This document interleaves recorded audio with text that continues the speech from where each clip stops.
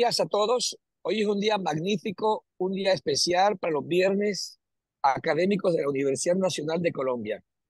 Tenemos hoy un invitado de lujo, un gran amigo, un gran doctor, un gran profesional. Nos acompaña el profesor Fabián Juliao Baños. Él es coordinador del Centro de Excelencia de Enfermedad Inflamatoria del Hospital Pablo Tobón Uribe de Colombia, en la ciudad de Medellín, una institución del más alto nivel en nuestro país y en América Latina. El doctor Fabián Juliao es expresidente de la Asociación Colombiana de Gastroenterología y presidente electo de PANCO. Estamos seguros que PANCO seguirá su rumbo hacia el éxito como siempre, y para nosotros es un placer tener hoy día a este líder nacional e internacional. Y su conferencia es Calidad en la atención de pacientes con enfermedad inflamatoria intestinal. Nadie mejor que Fabián podría dictar esta conferencia. Fabián, bienvenido, querido amigo, querido hermano, a la Universidad Nacional de Colombia. Bienvenido. Mil gracias, Willy, por la presentación. Gracias a Edgar, a Martín, a todos por la invitación. Y para mí es un honor, pues, dirigirme hoy, pues, a través de la Universidad Nacional, donde yo soy de la Universidad Nacional de pregrado, internista también de la Universidad Nacional, muchos, muy gratos recuerdos de la universidad y muchos, muchos amigos en la Universidad Nacional. Hoy vamos a hablar de un tema que a mí me encanta y hace rato venimos como manejando esto, que es sobre la calidad en la atención de pacientes con enfermedad inflamatoria intestinal. Por definición, quality of care o calidad de cuidado, según la Organización Internacional de Medicina 1990, la calidad de atención en el cual los servicios de salud incrementan la probabilidad de resultados deseados en los pacientes, los cuales son consistentes con el conocimiento médico actual. Se hicieron un par de publicaciones en New England Journal pues, de medición de calidad de cuidado, calidad de atención, como la quieran llamar, en adultos y en niños en Estados Unidos y siendo en Estados Unidos incluso solamente el 54% de los adultos reciben el cuidado que ameritan. Por ejemplo, eso en cuanto a tamizaje de cáncer, en cuanto a vacunación, en cuanto a realización de exámenes, medición de osteoporosis, en fin. Lo mismo en niños solamente el 46% de los niños recibían la calidad la calidad de atención que deberían eh, recibir en estos casos, ¿no? Esto no es en enfermedad inflamatoria, esto es en general. Entonces, una de las primeras cosas que voy a comentar en cuanto a calidad de cuidado, lo principal es identificar que existe variabilidad en el cuidado, identificar que existe algo como de deficiencia en la calidad de cuidado para ver en qué puede mejorar uno y específicamente en esto de enfermedad inflamatoria intestinal. Para medir la calidad hay tres cosas muy importantes. Una, que es la estructura, que es básicamente la parte no solamente del edificio o donde trabajamos, no solamente la unidad de endoscopia, la unidad de radiología, no, es también el personal que trabaja en eso, que es lo más clave. El proceso de atención, que es lo que hacemos todos los días con el paciente, la consulta, en procedimientos, en aplicación de medicamentos y definitivamente los desenlaces o resultados. Son los tres ingredientes y en estos tres ingredientes se basan toda la medición o toda como la autorización para tú documentarte como un centro de excelencia, que es lo que estamos haciendo ahorita en PANCO, como determinar centro de excelencia en los diferentes países de Latinoamérica, teniendo en cuenta estos tres niveles de medición de calidad en enfermedad inflamatoria intestinal.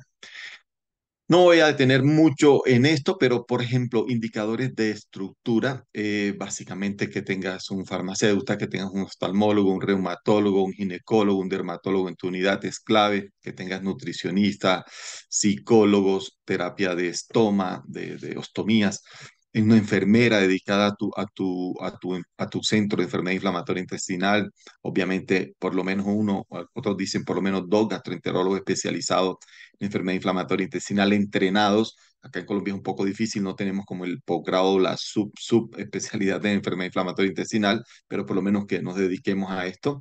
Que tengas una buena unidad de endoscopia, para donde puedas hacer tanto diagnóstico como intervencionismo en estos pacientes. Resonancia, enterotac, enteroresonancia, un buen patólogo. Obviamente que tengas un cirujano colorectal operado y pues la meta siempre dicen que por lo menos al año se hagan 10 pouch ileonales en este tipo de bolsas ileales en este tipo de pacientes. Otros indicadores en procesos, ¿cierto? Hay muchos. Esta una publicación canadiense que a mí me gusta porque en esta también nos basamos nosotros para determinar los índices de calidad de panco, donde, por ejemplo, medición de Clostridium, realizar colonoscopia para estadificar la enfermedad, evitar el uso refractario de esteroides, la profilaxis de tromboembolismo venoso en pacientes, sobre todo hospitalizados con esta enfermedad, definitivamente no aumentan el riesgo de sangrado. Medición de tuberculosis, de virus de hepatitis B previa a la colocación de anti-TNF, obviamente pues hoy también previa a la colocación de pequeñas moléculas, no más de 2 cursos de esteroides sistémicos en el último año, siempre intentar usar drogas ahorradores de esteroides, medir recurrencia postquirúrgica dentro del primer año después de la cirugía en enfermedad de Crohn, recibir vacunas, vigilancia anual en pacientes desde el diagnóstico de colangitis esclerosante primaria asociado a la enfermedad inflamatoria intestinal. Si el paciente lleva más de 2 años, de 8 años de enfermedad en colitis ulcerativa, hacer colonoscopia anual dependiendo del riesgo, ya vamos a ver.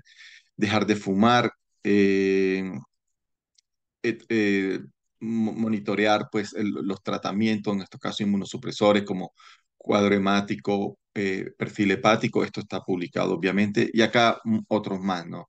Si tienes virus hepatitis B positivos, tienes que recibir antiviral al tiempo con los anti-TNF, simoidoscopia suficiente en pacientes con colitis severa, medición de etiopurina metiltransferasa previa a la iniciación de etiopurina. Uno de cada 300 pacientes pueden desarrollar anemia plástica.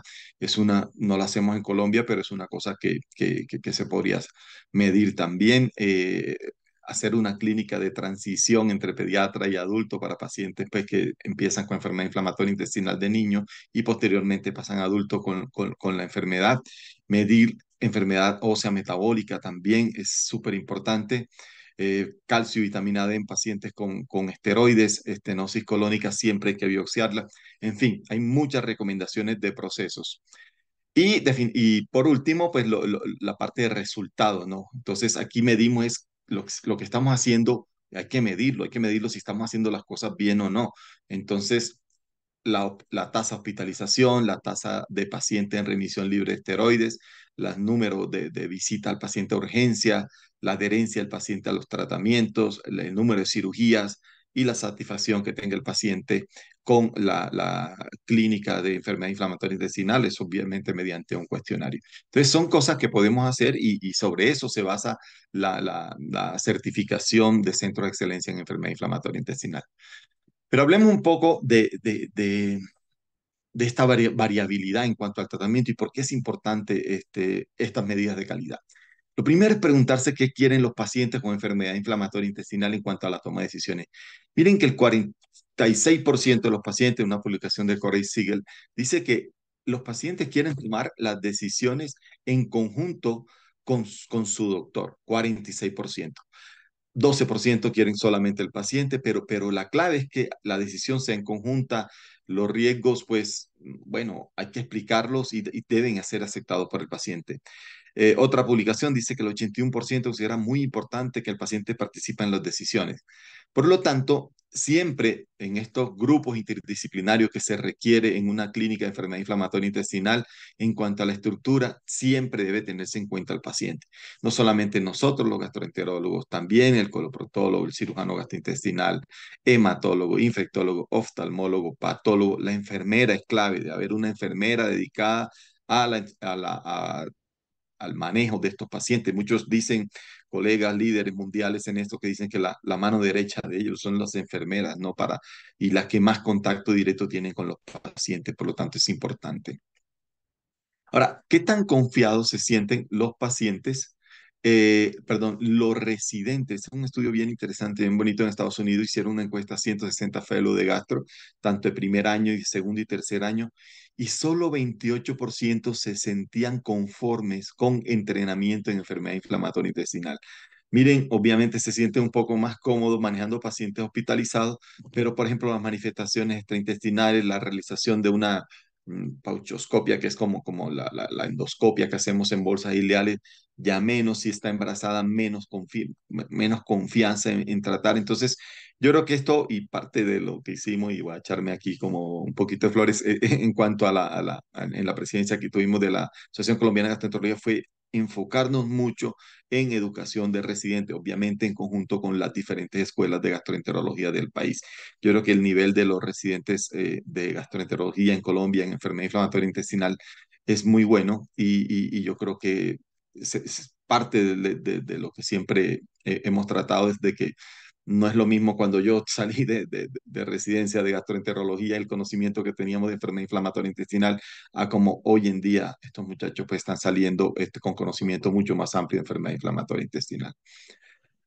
¿Por qué es importante que el gastroenterólogo sea como también, pues obviamente el paciente, pero el gastroenterólogo lidere esto de enfermedad inflamatoria intestinal? Miren acá, si el paciente es cuidado por un gastroenterólogo en el primer año de diagnóstico de la enfermedad de Crohn, a largo plazo la cirugía, la tasa de cirugía es mucho menor cuando está cuidado por un gastroenterólogo que cuando no es cuidado por un gastroenterólogo.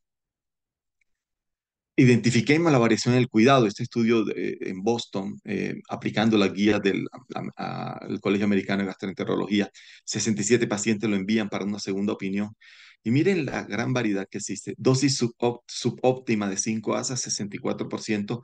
No uso de 5-ASA tópico en proctitis, 75%.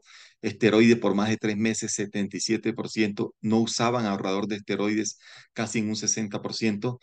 Dosis subóptima de inmunosupresores, recuerden que acetoprina, dosis entre 2 y 2.5 por kilo, pues 82% tenían dosis subóptimas, no prevenían la osteoporosis, ni siquiera la hacían densitometriosis en 78% de los pacientes, y no vigilancia de cáncer colorectal en 33% de ellos. Miren la gran variabilidad que existe en esto. Adicionalmente, otro ejemplo de esto, una encuesta en Alemania, gastroenterólogos, tratamiento con 5-ASA en enfermedad de Crohn. Crohn leve, 73% lo manejaban con 5-ASA, cuando ya se sabe que por revisiones sistemáticas han demostrado que no son útiles en enfermedad de Crohn. Y para incluso inducción de remisión, 5-ASA solamente en 3 de cada 10 pacientes, lo cual es bastante.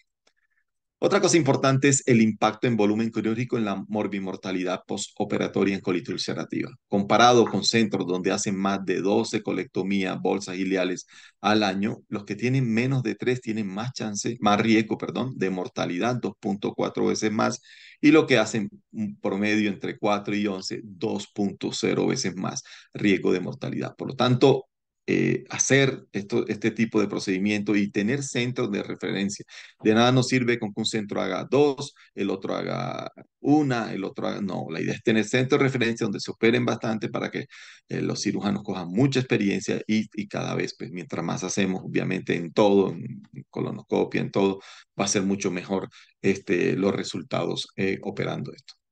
Otra cosa importante es con respecto a la educación. Ese estudio, por ejemplo, el impacto de la vacunación, que es algo que personalmente y haciendo autocrítica a veces fallamos acá en Colombia, es la adherencia a la vacunación de enfermedad inflamatoria intestinal. Y miren cómo comparado con un grupo referente, hacer intervención es educar con enfermera, educar con un infectólogo, educar nosotros mismos. Y miren que antes de recibir la información, la tasa de vacunación, tanto para hepatitis como influenza, como eh, herpes, como neumococo, era mucho menor comparado con la tasa de vacunación después de que el paciente reciba la información. Esto es importante, no es del 100%, pero es algo que ayuda y algo que debemos aplicar también en nuestro medio.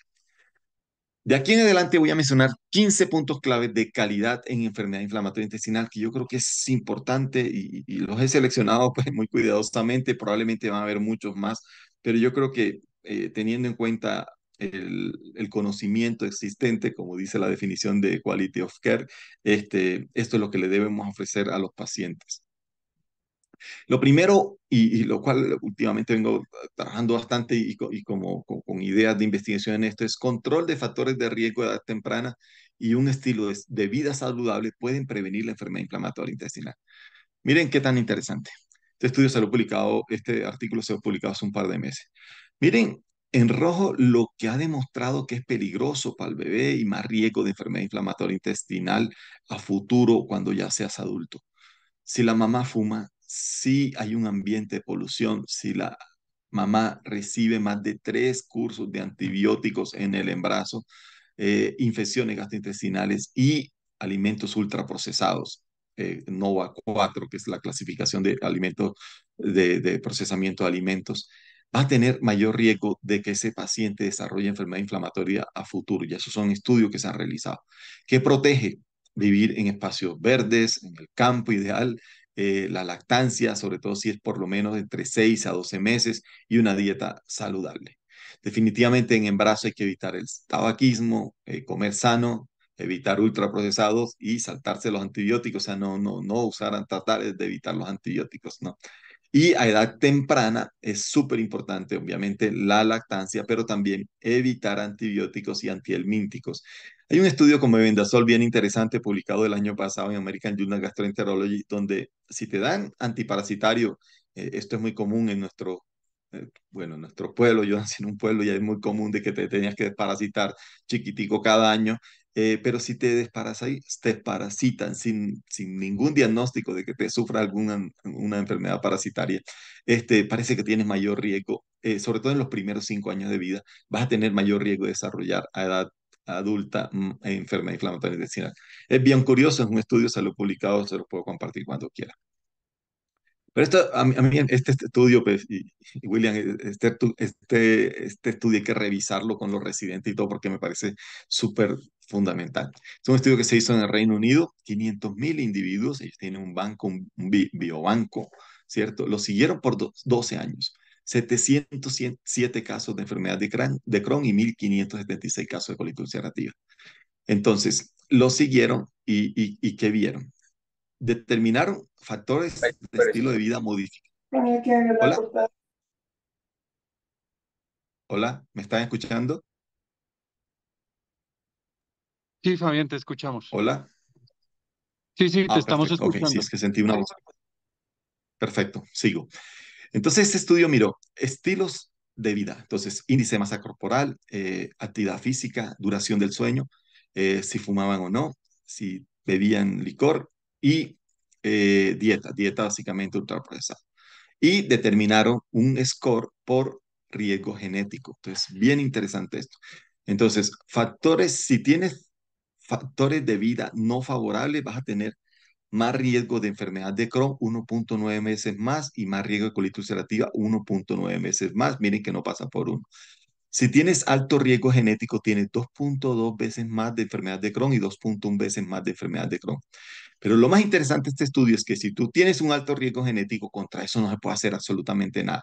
Pero tienes estilo de vida favorable, puedes disminuir hasta en un 50% el riesgo tanto de Crohn como colitis ulcerativa, que es lo que muestran acá. Miren acá, riesgo genético de enfermedad de Crohn. Miren cómo si tiene un estilo de vida favorable de 2.3 a pesar del alto riesgo genético, pero si tienes un estilo de vida desfavorable va a ser de 4.4, el doble. Lo mismo en colitis ulcerativa, de 2.0 a 4.4. Esto me parece fundamental y definitivamente tener un estilo de vida saludable es clave en enfermedad inflamatoria intestinal y ya tenemos evidencia de eso.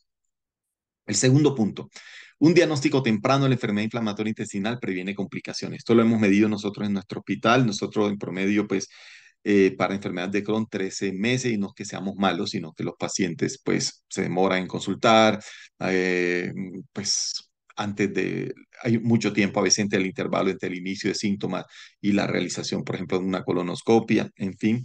Y para colitis ulcerativa es un poco menor, alrededor de 9 meses. Esta revisión sistemática, publicada el año pasado, 11 estudios, más de 6.000 pacientes, retraso promedio de diagnóstico de enfermedad de Crohn, 8 meses, y colitis ulcerativa, 3.7 meses. Pero ven acá, diagnóstico tardío y cirugía. Mayor riesgo de cirugía en aquellos que se demoran en diagnosticarle, tanto en enfermedad de Crohn como en colitis ulcerativa, como pueden ver acá. Adicionalmente, mayor riesgo de estenosis, sobre todo en enfermedad de Crohn, también colitis ulcerativa. Miren acá 1.8 y 1.6. Por lo tanto, el diagnóstico temprano y campañas de educación médica continuada tenemos que seguir haciendo, porque ya cuando a nosotros nos llega, pues probablemente este paciente ha paseado un poco y llega bastante complicado.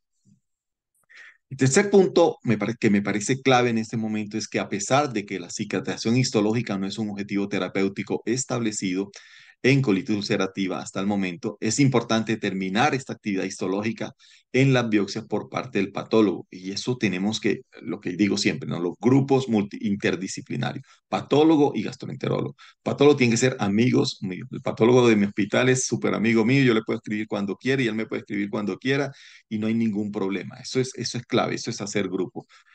Es clave que nosotros sepamos las clasificaciones de actividad, en Crohn no están uniformes y se puede llamar así, en colitis ulcerativa usamos la clasificación de Nancy, ya se la voy a mostrar. Y nosotros tenemos que conocer eso, porque nada le exigimos al patólogo, mira, determíname el tipo de actividad histológica si tú no tienes ni idea que es un Nancy, Nancy 0, Nancy 1, Nancy 3, Nancy 4, ¿ok? Entonces, esto es súper importante. Todos conocen el STRIDE 2, básicamente que la clave no es solamente que el paciente mejore sintomáticamente, eso es lo que queremos al mes, a los 2 meses, sino que también disminuya la PCR, disminuya la calprotectina fecal, pero a largo plazo, 6 meses en colitis ulcerativa, 9 meses en enfermedad de Crohn, la idea es que cicatrice endoscópicamente, que normalice la calidad de vida, que no tenga discapacidad y si es un niño que crezca bien. Es un target no formal todavía la cicatrización histológica, pero yo estoy un poquito a favor no que tengamos que llegar allá siempre, ¿no? Pero sí a que la midamos, porque no nos cuesta. Siempre que hacemos colonoscopia tenemos que tomar biopsia. Y esa biopsia, pues para ver actividad, que el patólogo simplemente nos diga qué actividad tiene este paciente. Si esto no, si esto no se logra, si tú no logras disminuir calprotectina, tienes que optimizar. Me parece esto rojo lo más importante porque tienes que optimizar y tienes que modificar la terapia dependiendo del riesgo individual de cada paciente. Esta es la clasificación de Nancy, pues ya nosotros no la sabemos, la usamos mucho. Ulceración, grado 4, pues ya uno sabe cuando hay úlcera, ya sabe que va a salir grado 4 porque pues ahí se ve. Pero miren la importancia del infiltrado agudo, ¿no? Dependiendo de la cantidad de neutrófilos que haya, grado 3, moderado severo, grado 2, leve, y definitivamente si el infiltrado no es agudo, sino crónico, básicamente grado 0 cuando no hay infiltrado linfoplasmocitario y grado 1 cuando el filtrado lipoplasmocitario es moderado. Entonces, es importante, ya sabemos que mientras más actividad histológica, pues más puntaje, 0, 1, 2, 3, hasta llegar al 4.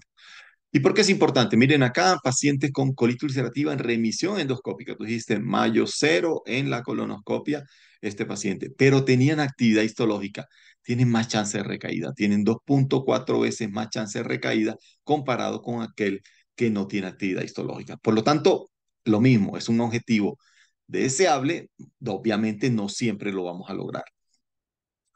Y está el concepto del clear and disease. Básicamente, clear and disease es que tenga remisión clínica, esté asintomático, los famosos PROD, Patient Reported Outcome, cicatrización mucosa, pero ya el término cicatrización mucosa no es igual a cicatrización endoscópica.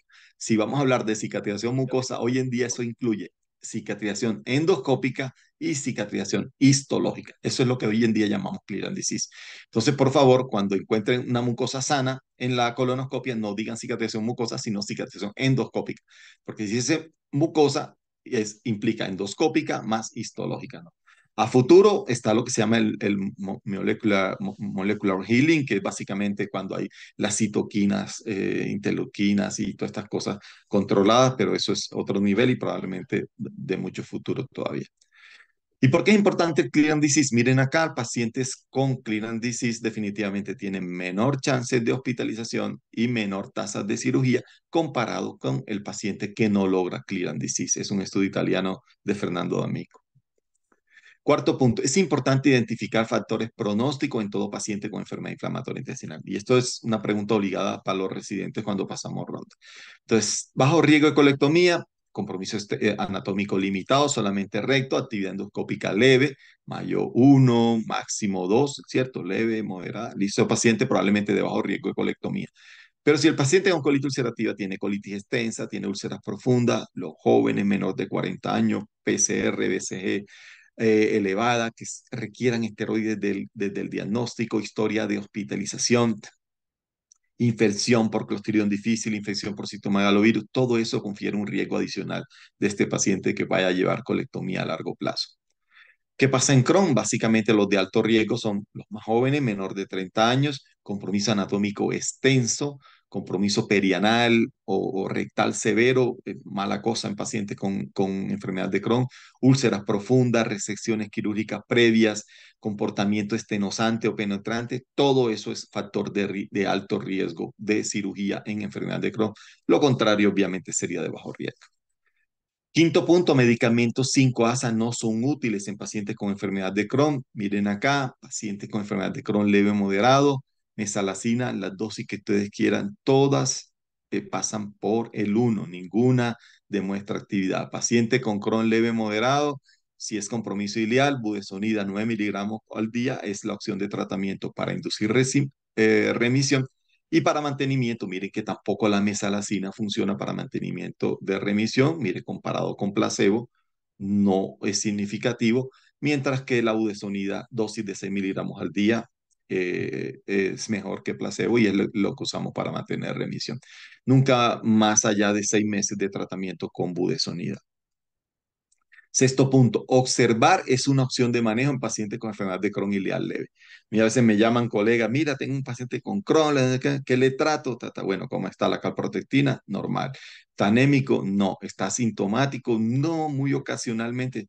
Entonces yo a veces cuando le digo, obsérvalo y en 6 meses, 3 meses o controlarlo con calprotectina, si se eleva, pues ya ahí tomamos decisiones. O máximo en un año, otra colonoscopia y miramos a ver cómo está ese compromiso. Yo tengo pacientes con muchos años, con Crohn diagnosticado, con biopsia confirmada, completamente asintomáticos, que simplemente los observo. Entonces, no es una mala decisión. Y este es el algoritmo que yo sigo, básicamente, porque a veces incidentalmente se encuentra una enfermedad de Crohn, ¿no? Entonces, siempre hay que descartar AINES, tabaquismo, infecciones agudas, obtienes una calprotectina fecal basal, si obviamente era AINES, fumó, tuvo una gastroenteritis, probablemente eso no es enfermedad de Crohn, pero si no encuentras ninguna de estas etiologías reversibles, probablemente pues obtener imágenes. Yo a veces lo que hago es que le hago cápsula endoscópica para descartar que no haya compromiso proximal y esto de imagen está evolucionando un poco porque ya se está haciendo ultrasonido intestinal y la parte del ilion distal para los que hacen ultrasonido intestinal parece que es bastante fácil de mirar, entonces es una opción para evitar estar haciendo enterorresonancia en estos pacientes. Si no hay evidencia de Crohn transmural, básicamente calprotectina fecal cada 6 meses y lo sigue mirando. En el momento en que el paciente te haga anemia, te eleve biomarcadores, empiece sintomático, probablemente ya sí tienes que tratarlo como una enfermedad de Crohn leve. Y esto es lo que propone la AGA, ¿no? Dice acá, paciente con leve o incidentalmente diagnosticada de enfermedad de Crohn, monitorizar es una opción de tratamiento. Séptimo punto, la resección quirúrgica es una opción de tratamiento temprano al manejo farmacológico en pacientes en enfermedad de Crohn ileocecal localizada. Esto, hay un estudio que se llama el estudio LYRIC, también europeo, que había demostrado esto, pero recientemente este artículo de Manasi Agrawal, un estudio danés, 1.279 pacientes con enfermedad de Crohn temprana, un año apenas de la enfermedad, 45% se llevaron a resección y 54% se les dio manejo con infliximab. Y miren acá que de los pacientes que recibieron resección y leocolónica, 33% de más bajo riesgo de eventos adversos con el seguimiento a muy largo plazo, y la mitad de los pacientes que recibieron tratamiento quirúrgico no recibieron nada más después de 5 años de tratamiento. Por lo tanto, es una opción. Yo creo que clave también los manejos, así como uno tiene amigos patólogos, también debe tener amigos coloproctólogos convencidos de la posibilidad de opción de tratamiento quirúrgico en estos pacientes, incluso antes del uso de terapia biológica. Sobre todo, estos pacientes no tenían esas formas estenóticas que acostumbramos ver en estos pacientes, la válvula cerrada que no te deja entrar. En eso sí que estoy convencido de que eso estenótico, eso lo tiene que abrir o tratamiento endoscópico con dilatación o cirugía. Muy probablemente el uso de terapia biológica en esos pacientes tan severos, yo creo que no es la idea, ¿no? Y hay que estar convencidos, tanto uno como gastroenterólogo, como el coloproctólogo, de que eso es así y que esos pacientes lo ideal sí es manejo quirúrgico y después probablemente continuar con terapia biológica. El octavo punto, el tratamiento con terapia biológica y pequeñas moléculas en enfermedad inflamatoria intestinal moderada severa debe ser personalizado. Entonces, personalicemos siempre. O sea, me dicen, no, pues este paciente le damos, bueno, ¿qué tiene? ¿Qué otras manifestaciones tiene? No es lo mismo un paciente con compromiso perianal que uno sin compromiso perianal. No es lo mismo un paciente con manifestaciones extraintestinales que uno que si la tenga. Entonces, no es lo mismo un paciente que viva bien lejos en un pueblo, un paciente que lo tengas tú al lado en la ciudad, que pueda ir a un centro de infusión a colocarse el medicamento intravenoso. Son variables que hay que tener bien presente. Anti-TNF, infliximab, adalimumab, certolizumab en Crohn, golimumab en colitis ulcerativa, opciones IV y subcutánea las tenemos. Infliximab siempre mejor en terapia combinada con azatioprina, menos inmunogenicidad. El inicio de acción es rápido, funciona muy bien en manifestaciones extraintestinales, enfermedad perianal.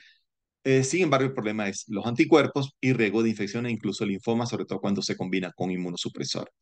Antiintegrinas, siempre mejor en anti-TNF naif, o sea, un paciente que ya está expuesto a biológicos, sobre todo en enfermedad de Crohn, la respuesta no es buena con vedolizumab, por lo tanto es mejor siempre antes del biológico en enfermedad de Crohn. En colitis ulcerativa, pues la respuesta es mejor, funciona bien en pacientes tanto naif como posteriormente a terapia biológica. Baja inmunogenicidad, menos que los anti-TNF, selectivo intestinal y tiene buen perfil de seguridad. Lo que decíamos, menos respuesta en expuestos anti-TNF. Antiinterleuquina 23-12, ustekinumab o 23 solo, risankizumab, guselkumab. Todos empiezan IV y luego subcutánea. No los tenemos en Colombia hasta el momento. Desafortunadamente, ustekinumab va a llegar primero el biosimilar que el innovador. Eficacia en anti-TNF naib como expuesto, baja inmunogenicidad, funcionan, perdón, en psoriasis, artritis psoriásica, buen perfil de seguridad. El problema del costo, hay que esperar que lleguen a ver cuánto puede costar.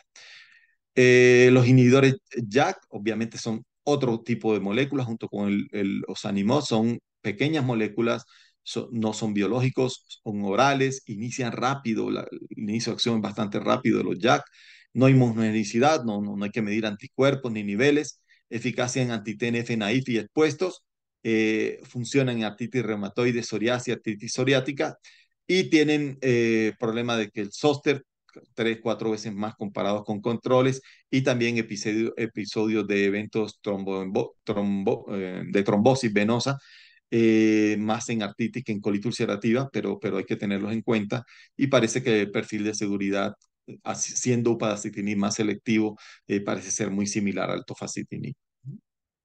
Importante la famosa pirámide de Regueiro, ¿no? ¿Cuál es tener en cuenta siempre la seguridad? No es lo mismo manejar un paciente de 70, 75 años que estamos viendo con un anti-TNF que un paciente con 20, 30 años, ¿no? Entonces, eso es importante. Definitivamente los más seguros, vedolizumab, ustekinumab, risankizumab, ya de ahí para abajo miren tofacitinib, después anti-TNF, tiopurina, pero los menos seguros que usamos de pronto con más confianza son los esteroides y son los menos seguros los que tienen más efectos colaterales. La cirugía colorectomía, me encanta el término, es algunas veces el mejor biológico, como ya hemos comentado, y definitivamente hacer un tratamiento inadecuado es un evento adverso. Tú tienes un tratamiento, no evalúas si el paciente está respondiendo a ese tratamiento, probablemente estás haciendo mal, o sea, no estás optimizando, no está sirviendo el tratamiento y fuera de eso, ese tratamiento te puede dar eventos adversos y que sería bien ilógico, ¿no? Un paciente le estás dando un medicamento que no le está sirviendo y fuera de eso le está haciendo daño, entonces es clave identificar cuando el tratamiento no está funcionando. Noveno, en pacientes con colitis ulcerativa severa hospitalizados siempre debemos usar predictores de respuesta clínica desde el ingreso. Yo uso estos dos que son al ingreso el índice ACE, PCR mayor de 50 miligramos por litro, nosotros acá usamos miligramos por decilitro, se agregan 5, albúmina baja y actividad endoscópica Mayo Score de 3, 78% de que falles al esteroide, eso es importante. Ya al tercer día, el famoso criterio de Ósforo, Travis, más que 8 movimientos intestinales o 3 a 8 con PCR alta, 85% de que vas a fallar al esteroide. Miren acá el índice ACE, si tienes un 0, la tasa de respuesta es de 87% al esteroide, pero donde llegues a tener los tres criterios, el chance de respuesta es solamente el 21%. Entonces, esos son pacientes que rápidamente van a terapia biológica. Punto 10, se recomienda realizar estas medidas en todo paciente con colitis ulcerativa aguda severa al ingreso. Siempre eso también lo decimos y es claro en nuestro servicio de urgencia. Medir toxina para Clostridium difícil, en ocasiones coprocultivo, placa abdomen simple siempre, rectosimodoscopia flexible, nunca preparar para colonoscopia, tienes que tomar biopsia para citomegalovirus, Clostridium y para la actividad de la enfermedad, tuberculina y placa de tórax desde el ingreso, sobre todo si el paciente no ha tenido antes terapia anti-TNF, dieta normal si la tolera el paciente, si no, pues ya va uno mirando, profilaxis, ya lo habíamos mencionado, y es para tromboembolismo, evitar opioides, AINES y anticolinérgicos, el riesgo a veces de megacolon tóxico, y definitivamente siempre esteroides intravenosos de primera línea, hidrocortisona 100 miligramos cada 6 o cada 8 horas. Punto 11. En caso de no respuesta a tratamiento con esteroides intravenoso por 3 a 5 días, debe iniciarse terapia de rescate con infliximab o ciclosporina. Nuestra experiencia mayor es con infliximab, nos cuesta un poco la ciclosporina. Yo la usé hace como 15 años en 3 pacientes, en uno me fue bien, en 2 mal, y después llegó infliximab, entonces casi que pertenece uno a la era del infliximab, no a la era de la ciclosporina, que pueden defender a algunas personas, sobre todo pues de fuera, que tuvieron mucho más experiencia con ciclosporina. Sin embargo, en pacientes con tratamiento con anti-TNF, o sea, pacientes que ya tienen terapia biológica antes, que eso se está viendo ahora mucho más frecuente. Anteriormente ningún paciente tenía biológico, hoy en día están llegando pacientes aún con biológico con crisis a hospitalizarse. Estos pacientes, una opción para rescatarlos sería con tofacitinib o podacitinib, que recientemente ya se aprobó para colitis ulcerativa acá en Colombia, y básicamente porque tiene un rápido inicio de acción. ¿Qué es lo que pasa en pacientes con colitis ulcerativa aguda severa? O sea, de 100 pacientes que se hospitalicen por crisis de colitis ulcerativa, 60-70% te van a responder a esteroide intravenoso. Esto es muy bueno, o sea, el esteroide es muy buena droga para inducir remisión. Lo malo es que la dejemos todo el tiempo. 20-25% de estos pacientes te van a responder a la terapia de rescate con infliximab, ciclosporina, en fin. 15% van a terminar en colectomía y uno se te va a morir. Esa es la mortalidad. De 100 pacientes que hacen cuadro de colitis ulcerativa aguda severa, uno se muere, por estadística. Estos son los estudios con tofacitinib. Definitivamente la dosis que se recomienda inicial es 10 miligramos cada 8 horas, no 10 miligramos cada 12 horas, que es lo que usamos de inducción. Y hay revisiones sistemáticas con 21 estudios, muchos de ellos observacionales, la calidad no es buena, pero pues demuestran que evitan la cirugía a 6 meses de seguimiento. También hay resultados con tufacitinib. Estos estudios todavía no están publicados, pero se consiguen pues, antes de publicación. Un estudio australiano, 6 pacientes, uno solamente tuvo necesidad de cirugía. Y otro estudio en Estados Unidos, usan 30 miligramos cada 12 horas, y también le dan esteroides intravenosos, ¿no? La idea es combinado. La tasa de remisión sin esteroides se logró en 15 de 25 pacientes severos que se usó upadacitinib.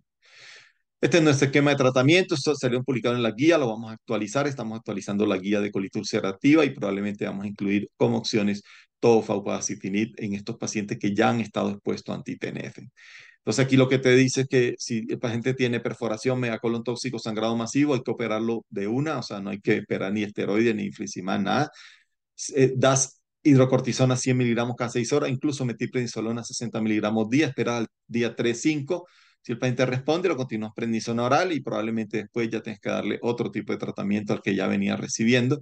Si no responde, ciclosporina o infliximab, dosis de infliximab 5 o 10 miligramos por kilo. Cuando 10 miligramos por kilo, el índice ACE, cuando la PCR esté alta, lesiones endoscópicas severas o albúmina baja. En esos uso 10 miligramos por kilo de entrada. Si el paciente no te responde, pues siempre de entrada estos pacientes deben ser evaluados por cirujano, porque algunos, como les dije, van a terminar en cirugía y la idea es que esta cirugía sea semielectiva, nunca urgente, nunca, por favor, que no se vaya a perforar un paciente esperando que actúe un medicamento. El cirujano tiene que conocer a este paciente desde que ingresa, no que lo coja de sorpresa cuando ya esté perforado. La tasa de mortalidad cuando el paciente ya está perforado es por encima del 50%. Entonces es importante evitar la perforación en caso tal de que te haga un megacolon tóxico. 12. La monitorización de los niveles séricos de infliximab es muy importante en el tratamiento de la enfermedad de Crohn fistulizante. Esto es importantísimo. Pacientes, aquí es donde más, yo creo yo, necesitamos medir proactivamente los niveles en fístula de infliximab. Miren acá, pacientes que cicatrizan fístula tienen niveles en promedio de 15. Los que no cicatrizan tienen niveles en promedio de 4. Por tanto, si nunca lo mides, no vas a saber qué nivel de infliximab tiene el paciente y no vas a saber si necesita optimizarlo o no. Y miren acá, ¿no? Definitivamente niveles alrededor de 20, las tasas de cicatrización mucosa de la fístula y cierre de la fístula son mayores que cuando es de 2 a 10 o de 0 a 2,8. Entonces, pilas con medición de niveles en todo paciente con fístula perianal. Y hoy las guías lo recomiendan. La guía del American College of Gastroenterología recomienda que tener niveles por encima de 10 de infliximab o por encima de 9 de adalimumab en pacientes con fístula perianal. Adicionalmente, se ha visto que los más gorditos, esto medido por DEXA, la cantidad de tejido adiposo visceral, van a requerir mayor cantidad de infliximab. Por lo tanto, en estos pacientes, cuando tienen mucho sobrepeso, para optimizar el tratamiento, yo creo que también es importante medir niveles, porque si no, la tasa de respuesta va a ser menor. 13, es necesaria la tamización de cáncer colorectal en colitis ulcerativa y se debe individualizar el seguimiento teniendo en cuenta sus factores de riesgo. Sí, definitivamente, si tú tienes un paciente de bajo riesgo, o sea, una colitis izquierda, una colitis por Crohn que compromete menos del 50%, y si el paciente está en remisión endoscópica, la frecuencia de hacerle esto es cada 5 años, ¿no? No necesariamente tiene que ser todos los años hacer eso, ¿no? En cambio, si el paciente tiene de alto riesgo, ¿por qué? Tiene colangitis esclerosante primaria, ha tenido estenosis, ha tenido displasia y pudiste resecar la lesión, o tiene historia familiar de cáncer colorectal, sobre todo en menores de 50 años, sí hay que hacerla cada año. Recuerden que siempre con cronoendoscopia digital o con tinción para hacer este tipo de tamización. 14, la anemia en un paciente con enfermedad inflamatoria intestinal siempre debe tratarse. Esto es clave, ¿no? Si el paciente tiene anemia, tiene ferritina baja, si tiene la hemoglobina entre 10 a 12, hierro elemental 100 miligramos por día es la opción. Si la anemia es severa por debajo de menos de 10 gramos por decilitro, definitivamente hierro intravenoso es no una opción, es una maravilla. Definitivamente, pues estos pacientes mejoran mucho y la idea es tener siempre tanto la hemoglobina como los depósitos de hierro normales. Si a pesar de hierro intravenoso no te mejora, probablemente tiene que ser evaluado por hematología. Pero pilas, pues, que no es solamente tener rosadito a los pacientes, ¿no? Hay que tratar siempre la causa de base. O sea, a punta de hierro no vamos a mantener esa hemoglobina, probablemente, pues, el tratamiento principal es el tratar la enfermedad inflamatoria intestinal. Hay una frase que me encanta que es: los gastroenterólogos tienden a tolerar mejor los niveles reducidos de hemoglobina que sus pacientes. Y esto es cierto, a veces nos hacemos miramos por encima del hombro pues la hemoglobina, pero siempre, por favor, tratarla en estos pacientes. El último punto: es necesario un manejo holístico en pacientes con enfermedad inflamatoria intestinal. Y miramos siempre que la inflamación, que la calprotectina, que la PCR, que la actividad endoscópica, pero no miramos esto, no miramos la ansiedad, no miramos la depresión, no miramos los efectos adversos, no miramos a veces la urgencia fecal. Si el paciente tiene urgencia, que no es capaz de aguantarse, pues es algo importante que hay que tratar en los pacientes.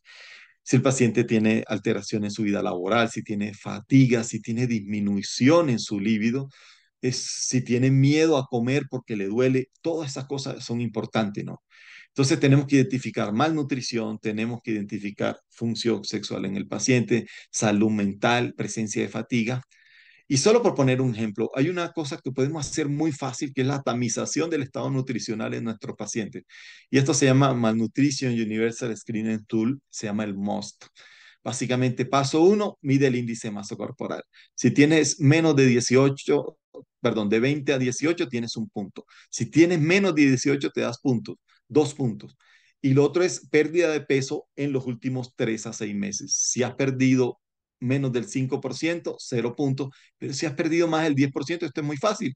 Si el paciente pesaba 70 y ahora está en 63, ya ha perdido el 10%. Entonces, si tienes 2 o más puntos, tienes alto riesgo de malnutrición en estos pacientes y deben ser enviados a nutricionistas.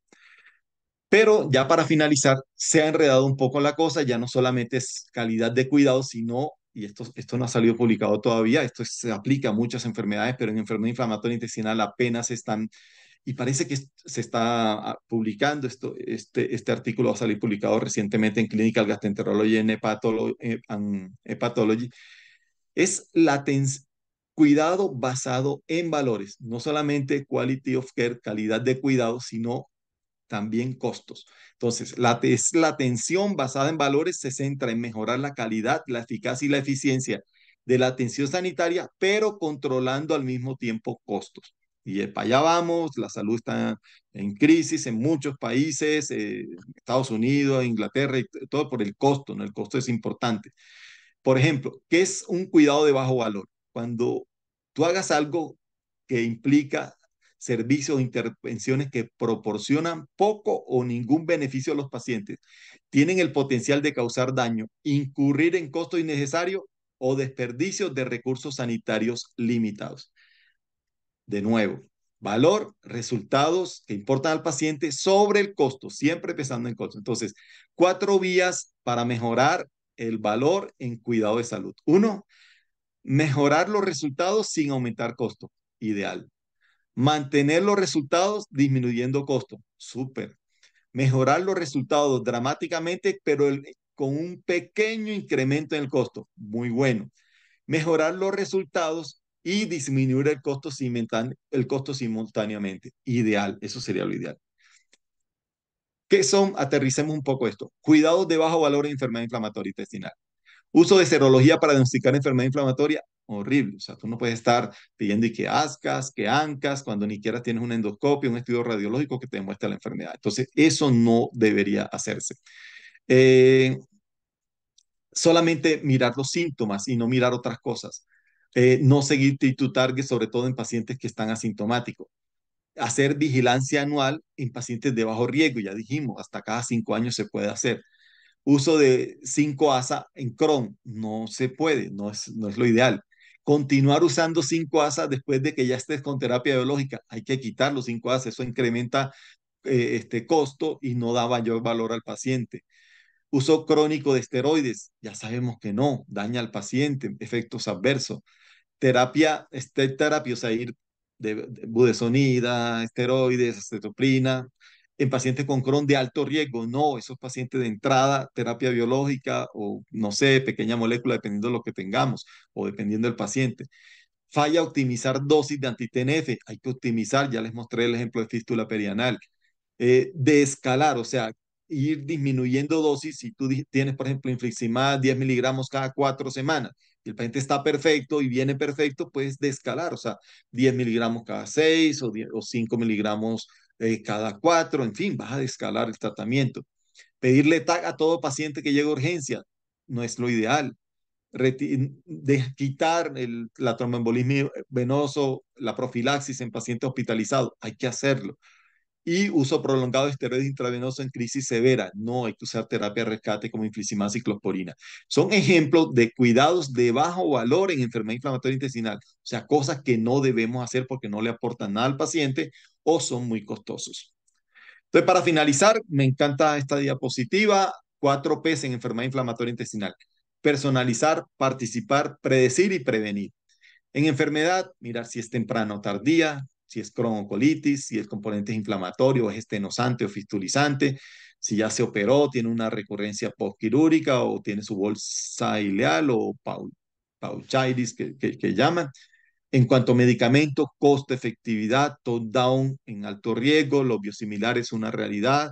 Tenemos que han demostrado pues, estudios que son similares a las terapias biológicas con demostrada eficacia en estos pacientes. Si alteraciones o complicaciones de biológicos, psoriasis, artritis, si el paciente ya estuvo o no expuesto a biológicos es clave, sobre todo a la hora de definir, por ejemplo, vedolizumab.